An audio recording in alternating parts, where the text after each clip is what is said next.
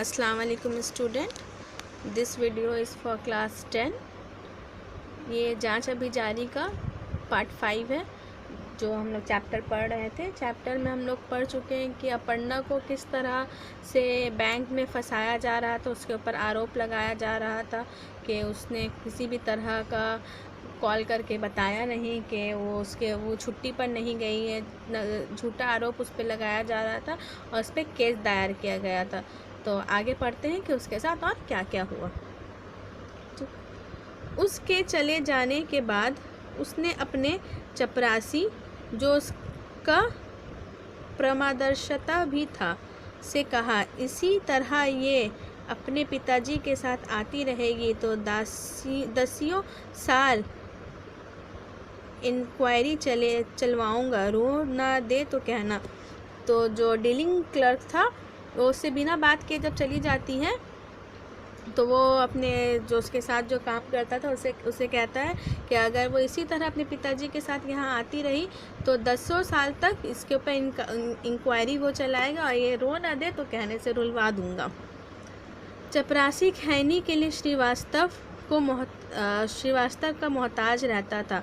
उसकी किसी बात से असहमत होना उसे कभी ठीक न लगता। उसने सिर हिलाया। तो चपरासी जो था हमेशा श्रीवास्तव से खैनी लेकर खाता था, तो उसे किसी भी बात से वो उससे इनकार नहीं करता था। वो उसके हर बात में हाँ मिलाता था। इस बात पे भी उसने अपना सिर हिला दिया। अगला पूरा हफ्ता भाग दौड़ में बीता। हालांकि वो नई थी, सहयोगी उससे हमदर्दी रखते थे। जिसने जिसे मददगार का नाम बताया वो वही दौड़ी। तो हालांकि वो इस मामले में नई थी तो हफ्ता भर वो भागा दौड़ी करती रही। वो जो भी उसके जो सहयोगी थे वो उससे हमदर्दी रखते थे। जिसका नाम बताया मदद के, ये आदमी उसका मदद करेगा, वो उसके पास ही दौड़ी चली जाती थी। लखनऊ और कानपुर उसके लिए कतार और मनफोरगंज बन गए। लखनऊ और कानपुर जो है कतार और मनफोरगंज उसके लिए बन गए। दोनों ही जगह का नाम है, ठीक है। तो इसको थोड़ा सा अंडरलाइन कर लीजिए कि कहाँ से कहाँ तक वो जाती थी। लखनऊ से कानपुर उसके लिए क्या बन गए थे, कतरा और मनफोरगंज, ठीक है। कभी भी किसी सूचना पर बिना रेल आरक्षण के वे सफ़र पर चल देती। घिन पीच भरे डब्बों के बोरे पर बैठते खड़े हो लेटकर अधिकतर संबंधित व्यक्ति से मुलाकात ही ना होती या वही व्यवस्था बताकर 2 दिन बाद का वक्त देता। तो वो अक्सर रेल में ये सफ़र करती रहती थी बिना किसी घिन पीच के। कोई किसी भी डब्बे पे वो चढ़ जाती थी, कभी बैठ कर कभी लेट कर, जैसे पाती वो जिस हाल में भी उसको सीट मिल जाता वो वैसे ही चली जाती थी। जब भी वहाँ पे वो जाती तो ज़्यादातर क्या होता था कि उससे मुलाकात, वो जो इससे रिलेटेड जो ऑफिसर्स थे उससे उसका मुलाकात ही नहीं होता था, या होता तो उसकी बातें सुनकर फिर उसे 2 दिन का वक्त दे देते थे। अनजान शहर में कहीं भी टिकना उससे निरापद न लगता। मजबूरन वो वापस आकर 2 दिन बाद फिर दौड़ लगाती, और अनजान शहर में वो कहाँ रहेगी ये उसे समझ में नहीं आता था, इसलिए वो उसे ठीक भी नहीं लगता था। इसलिए मजबूरन वो वापस आ जाती और फिर 2 दिन बाद फिर जाती। माँ और पिता लाचार उसे देखते। उन्हें लगता उनकी अप्पी वाकई बड़ी हो गई है। तो माँ और पिताजी उसे बेबस हो गए थे। वो बेचारे उसे देखते रहते थे और उन्हें लगता था कि अप्पी, अपर्णा को लोग प्यार से अप्पी कहते थे, ठीक है। अप्पी वाकई काफ़ी बड़ी हो गई है। अब उनकी मुश्किलों का हल वे नहीं निकाल सकेंगे। और वे लोग सोचते थे, उसके माता पिता, कि उसकी मुश्किलों का हल वे लोग नहीं निकाल सकें। जांच बैठ चुकी है और अब क्या हुआ है, जांच शुरू हो गया। फाइल मोटी होती जा रही थी, अपर्णा दुबली। और इसमें क्या हो रहा था, फाइल जो है मोटी होती जा रही थी और अपर्णा दुबली होती जा रही थी।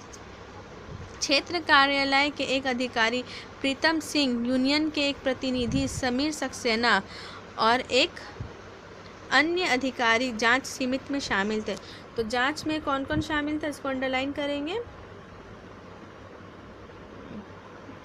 एक अधिकारी प्रीतम सिंह, यूनियन के एक प्रतिनिधि समीर सक्सेना और एक अधिकारी जिनका नाम नहीं दिया गया, वो भी इसके जांच में शामिल थे। उसी दफ्तर में जहां अपर्णा एक अधिकारी की हैसियत से जाती रही, अब एक अभियुक्त की तरह आती और शाखा प्रबंधक के कमरे के बाहर पड़ी कुर्सी पर बैठी रहती, फाइल गोद में रखे और आंखें दीवार पर टिकाए।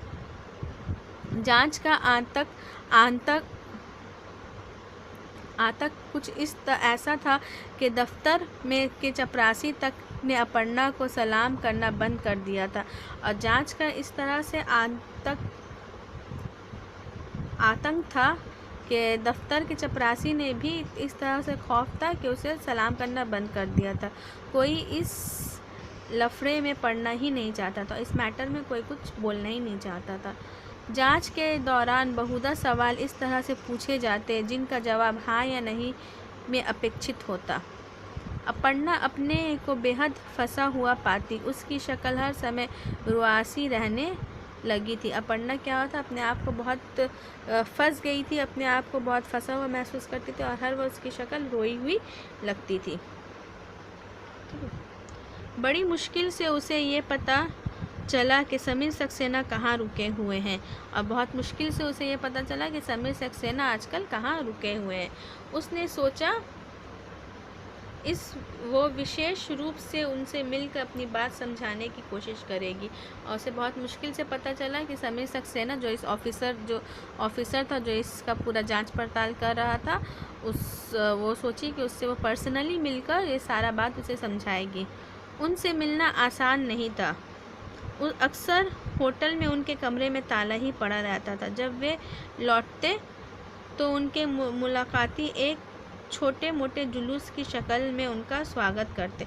समीर सक्सेना कौन था? यूनियन का आदमी था, तो उससे मिलना उसके लिए पॉसिबल ही नहीं होता था। जब भी वो उससे मिलने जाती तो होटल के कमरे में उसका ताला रहता था, और जब भी वो लौटता तो उसके साथ इतने सारे आदमी रहते थे कि एक जुलूस की तरह लगता था। वो देर तक लाउंज में लोगों की समस्याओं का समाधान निकालते और उनके प्रार्थना पत्र प्राप्त करते, और वो काफ़ी देर तक लॉन्ज में ही रहते और उस लोगों की समस्याओं का समाधान सबका करते और प्रार्थना पत्र जो लेटर वगैरह रहता था वो सब पढ़ते रहते थे। इतनी भीड़ के बीच अपर्णा अपना मामला खोलना नहीं चाहती थी, इससे सिर्फ तमाशा बन सकता था। लेकिन भीड़ से निपटते ही समीर सक्सेना कमरे में दाखिल हो जाते और वेटर उनके दरवाजे पर डू नॉट डिस्टर्ब की तख्ती लगा देता था। ठीक है, तो क्या होता, भीड़ से जैसे वो निपटते वो अपने कमरे में चले जाते और वेटर क्या करता था, डू नॉट डिस्टर्ब का बोर्ड उनके कमरे के बाहर लगा देता था। वेटर की काफ़ी मिन्नत, खुशामद और बख्शिशबाजी के बाद एक दिन अपर्णा को सक्सेना जी से मुलाकात का मौका मिला, और वेटर को काफ़ी मिन्नत करने के बाद, खुशामद करने के, काफ़ी पैसे देने के बाद एक दिन अपर्णा को मौका मिला कि वो सक्सेना जी से मिले। उन्होंने काफ़ी गौर से उसकी बात सुनी। अब तक अपर्णा हर एक महत्वपूर्ण व्यक्ति को सर कहने की आदी हो चली थी। उन्होंने टोका, आप तो स्वयं अधिकारी हैं, नहीं है तो क्या आपको किसी को सर नहीं कहना चाहिए? तो वो उनसे कहते, अब तक वो सबको सर ही कहती थी, लेकिन वो उससे सक्सेना जी जो थे वो उससे कहते थे कि आप खुद एक काम करती, आप खुद एक ऑफिसर हैं, तो आपको किसी को भी सर नहीं कहना चाहिए। अपर्णा को सक्सेना जी की बातों से राहत मिली। पहली बार उसे किसी ने इंसान की हैसियत से संबोधित किया। मैं देखूंगा, वैसे केस उलझ गया है क्योंकि उनके पास सबूत है, आपके पास सबूत नहीं है। तो पहली बार अपर्णा को सक्सेना की बातों से बहुत राहत मिली थी, इत्मीनान हुआ था कि किसी ने उसे इंसान की तरह ट्रीट किया था। तो वो कहते हैं कि मैं केस देखूंगा, आपका केस जो है बहुत उलझ गया है क्योंकि उन लोगों के पास सबूत है और आपके पास किसी तरह का सबूत नहीं है। क्या नेकनियति अपने आप में सबूत नहीं होती? अपर्णा ने पूछा, और बोलती है क्या नेकी जो है, नेक नियति जो है, एक साफ नियत जो है, अपने आप में एक सबूत नहीं होता? अपर्णा उनसे पूछती है। दफ्तरी मामलों में सबसे ज़रूरी चीज़ है लिखित सबूत। फिर भी मैं कोशिश करूँगा। ये खन्ना कैसा आदमी है?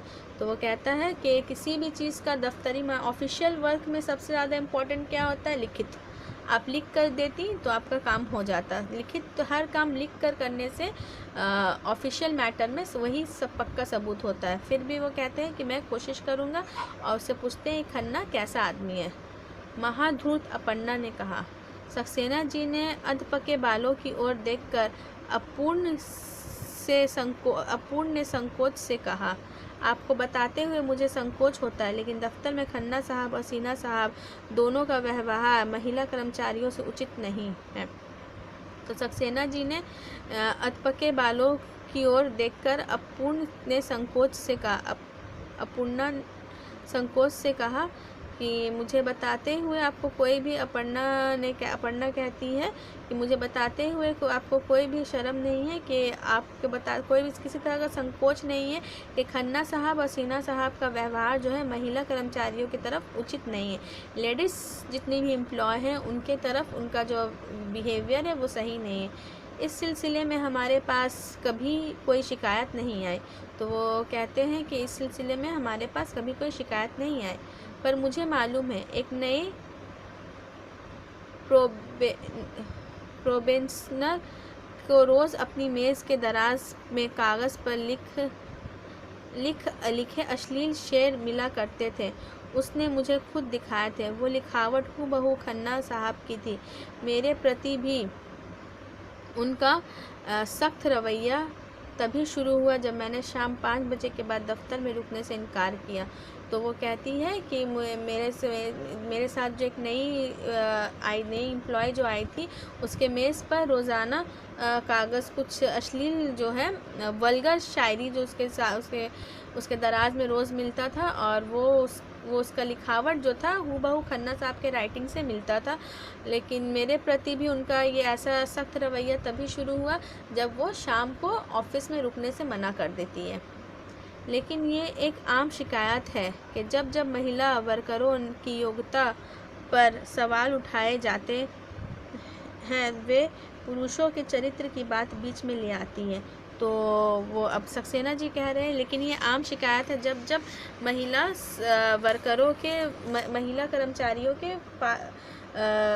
वर्करों की योग्यता पर शिकायत किया जाता है तो वो पुरुषों का कैरेक्टर सामने लेकर आती है। ऐसा नहीं है सर, ये बहुत हद तक ठीक भी होता है। वो कहती है ऐसा कोई बात नहीं सर, लेकिन ये बात जो है काफ़ी हद तक ठीक भी होता है। इसी वक्त एक पचड़े में उठाने से आपको इस मामले में कुछ वक्त और मिल जाएगा, पर इससे क्या हासिल होगा? क्या आपकी सहेली इस बात की पुष्टि करेगी कि उसे खन्ना साहब तंग करते हैं? तो वो कहता है कि इसी वक्त इस मामले को भी उठाने में आपका भी केस सॉल्व हो जाएगा, लेकिन आपकी सहेली क्या इस बात को स्वीकार करेगी खन्ना साहब उसे तंग करते हैं? मैं पूछूंगी। वैसे मैं अब तक काफ़ी तनाव और परेशानी से गुज़र चुकी हूँ। मैं भी चाहती कि मेरा केस अनिश्चित काल तक घसीटता रहे। तो वो कहती मैं उससे पूछूंगी। मैं बहुत ही परेशान इस सब चीज़ से हो गई हूँ, और मैं चाहती हूँ कि मेरा केस अब जल्द से जल्द ठीक हो जाए। आप पता कर मुझे बताइए, क्या किसी और महिला को दफ्तर में खन्ना से शिकायत है? अगले दिन अपर्णा ने फ़रीदा जमाल से बात की। फ़रीदा उससे जूनियर थी, और जब उससे लगातार 4 दिन अपनी दराज में गंदे शेर लिखे कागज़ मिले, उसने अपना दुखड़ा अपर्णा को सुनाया। तो अगले ही दिन क्या होता है, अपर्णा जो है फ़रीदा जमाल से बात करती। वो उससे जूनियर थी, लगातार जब उससे दराज में 4 दिन तक उसके दराज में वो गंदे वल्गर शेर जब मिलता था, शेर और शायरी वाला कागज़ मिलता था, तो वो अपना दुखड़ा अपर्णा को सुनाती है। शिकायत का प्रस्ताव सुन वो एकदम बिदक गई। वो इस वाक़ये को पब्लिकली नहीं कहना चाहती थी। फिर अब तो ये शेर और शायरी बंद भी हो चुकी है। शिकायत का नाम जैसे ही वो सुनती है, अपर्णा जो फ़रीदा जमाल से कहती है, तो वो एकदम घबरा जाती है, और वो इस बात को पब्लिकली नहीं कहना चाहती थी। और फिर अब तो वो सारे चीज़ें जो है, सारे मामलात जो है बंद भी हो चुके थे। ना बाबा, मैं इस लफड़े में नहीं पढ़ना चाहती, कितनी फजीहत होगी, अब मेरे अब्बा तो मुझे जान से मार डालेंगे। तो वो कहती है नहीं, मैं इस सब मामले में नहीं पढ़ना चाहती है, कितनी बदनामी होगी और मेरे अब्बा जो है मुझे जान से ही मार डालेंगे। ठीक है, तो इस वीडियो में इतना ही स्टूडेंट्स, नेक्स्ट वीडियो में हम लोग आगे पढ़ेंगे। ओके, अल्लाह हाफिज़।